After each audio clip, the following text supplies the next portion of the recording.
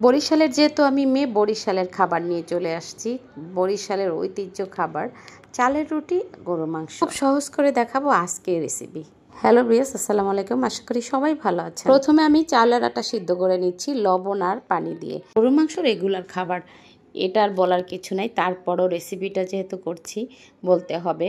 গরম মশলা দেওয়ার পরে দিয়েছি 4-5টা পেঁয়াজ কেটে, আদা রসুন আমি 2 টিস্পুন করে দিয়েছি, লাল মরিচের গুঁড়া, হলুদের গুঁড়া দিয়েছি 3 টিস্পুন, পরিমাণ মতন সরিষার তেল দিয়ে স্বাদ মতন লবণ দিয়ে ভালোভাবে হাতে মেখে নিচ্ছি। আমার আজকের রেসিপি যদি ভালো লাগে লাইক, কমেন্ট, শেয়ার করে ফেসবুক পেজটি ফলো করে ইউটিউব চ্যানেলটি সাবস্ক্রাইব করে দিবেন। প্রতিদিন রান্নাঘরে প্লিজ প্লিজ প্লিজ একটা লাইক অবশ্যই দিবেন।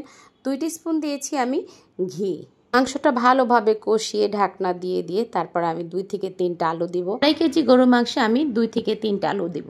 চালের রুটি খাওয়ার জন্য আলু দিয়ে ঝোল করে এভাবে রান্না করলে হেভি টেস্ট। আমার মনে হয় এই খাবারটা হেলদি এবং স্বাস্থ্যসম্মত। সবাই চালের রুটি দিয়ে, গরুর মাংস দিয়ে পছন্দ করে। মাংস যেটাই হোক না কেন, চালের রুটি খুবই পছন্দ সবার, তাই না প্রিয় ভাই বোনরা? আমি চালের রুটি খুব সহজ করে বানিয়ে নিচ্ছি। চালের রুটি বানানোর প্রসেসটা দেখেন।